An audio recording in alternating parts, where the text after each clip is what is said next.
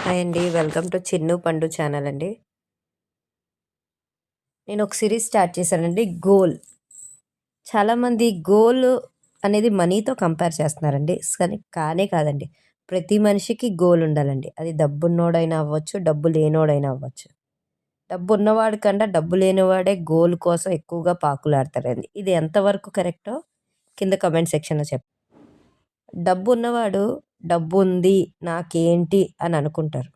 కానీ గోల్ సాధించాలనుకున్నోడు డబ్బు ఆలోచన రాదండి. గోలే. మనం ఆ గోల్ సాధించాలి. ఎప్పుడైనా అండి డబ్బున్నవాడు, డబ్బు లేనివాడిని ఎప్పుడు చులకనగా చూడకూడదండి.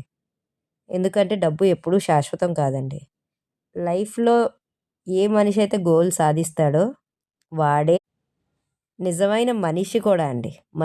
మనిషిలాగా ఉన్నవాడు గోల్ సాధిచ్చినోడు మాత్రమే. ఇది గుర్తుపెట్టుకోండి. మీరు కింద కామెంట్ చేయండి ఎలా ఉందో.